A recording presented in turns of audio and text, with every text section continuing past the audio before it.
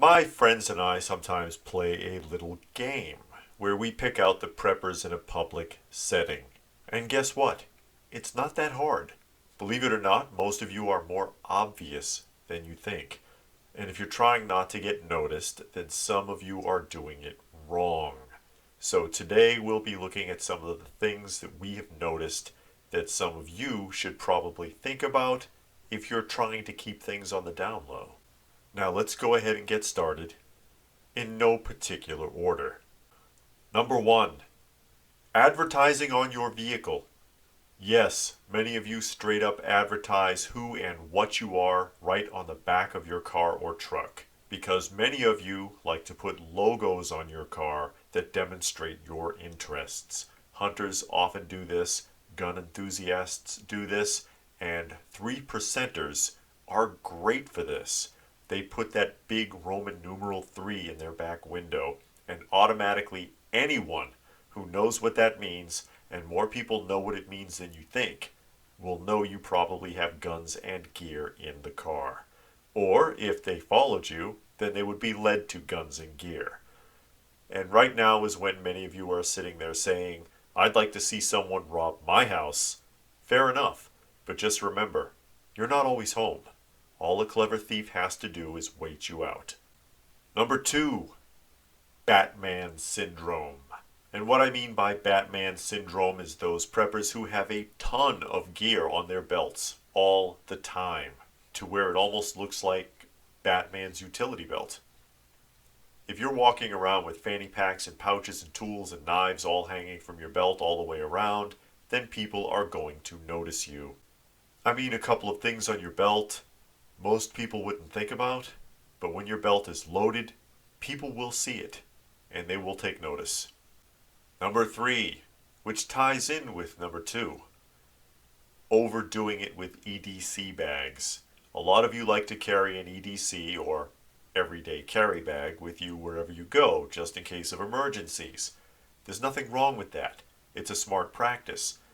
You just may want to be careful of what kind of gear, if any, is attached to the outside of the bag that may make what it is a little too obvious.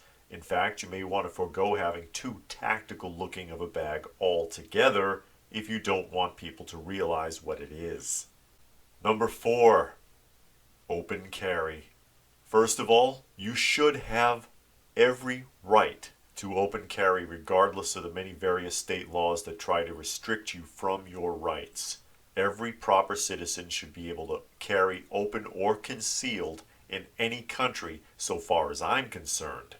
Just be aware that in those places where you're allowed to open carry, that when you do, everyone knows that you are armed. And there are times where that can be a disadvantage, particularly in a society where the media makes the average person more paranoid about such things. And number five, going all tactical all the time. Listen, I like my camo too, but if you're dressed like a soldier in your own private army, everywhere you go, it's going to get noticed. A regular soldier wearing their standard camo uniform, walking around, people are used to that. But the way I see a lot of preppers walking around, most people are not used to seeing, and it will draw attention. And you just knew I had one more for you, didn't you? Call it number 6 if you will. Pretending to be the gray man. There's a lot of people out there who don't quite get the whole gray man thing, and they think that dressing like the Unabomber is how you look like the gray man, based on imagery from many other prepping videos. Being the gray man is making an effort to blend in with the crowd.